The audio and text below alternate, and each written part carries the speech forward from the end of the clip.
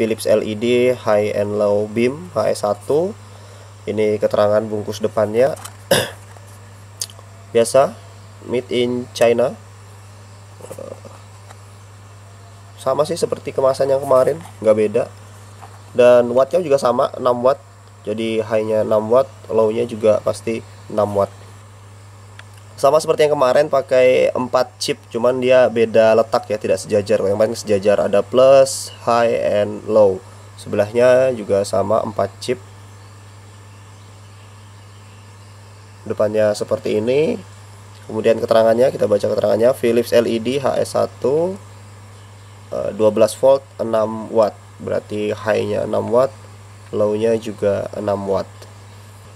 Ini soket belakangnya. Ya, soket HS1 pada umumnya harusnya sih ini plug and play. Oke, kita pasang. Pertama, ini adalah contoh rekaman dari cahaya lampu standarnya yang menggunakan bulb Philips 35 watt. Ini contoh low beam.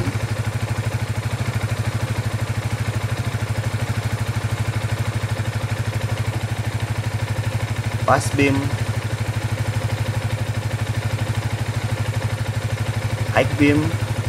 Dan seterusnya.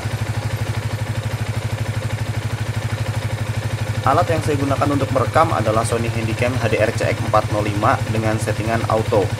Kalau di Handycamnya tulisannya auto intelligent. Kemudian saya edit pakai Adobe Premiere Pro tanpa sentuhan color correction, tanpa menyentuh brightness dan juga kontrasnya. Ya pokoknya natural lah. Objek yang saya sorot di depan itu adalah segerombolan pohon singkong yang berada di seberang jalan yang minim penerangan. Yang kedua, ini contoh rekaman dari cahaya lampu LED-nya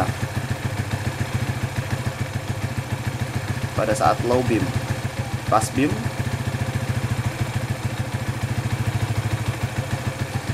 high beam,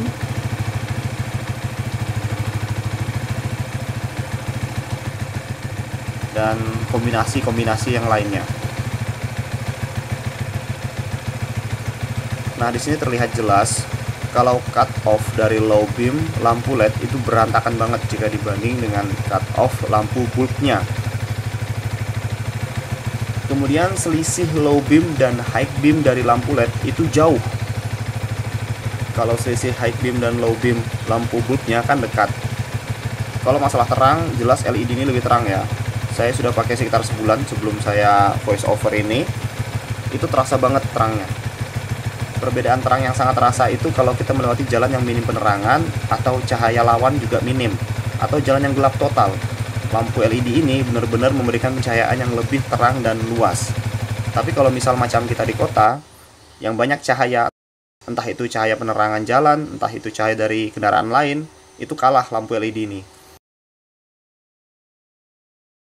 Kedua rekaman ini saya rekam dalam keadaan mesin menyala dan dinyalakannya pun menggunakan kickstarter ya, supaya voltnya itu relatif sama. Waktu perekamannya pun dengan rentang waktu yang relatif sama, yaitu setelah Isya saya rekam cahaya lampu bulbnya, kemudian saya bongkar, saya pasang LED-nya, kemudian saya rekam lagi cahaya LED-nya. Dan posisi handycam juga relatif sama supaya perbandingannya benar-benar objektif.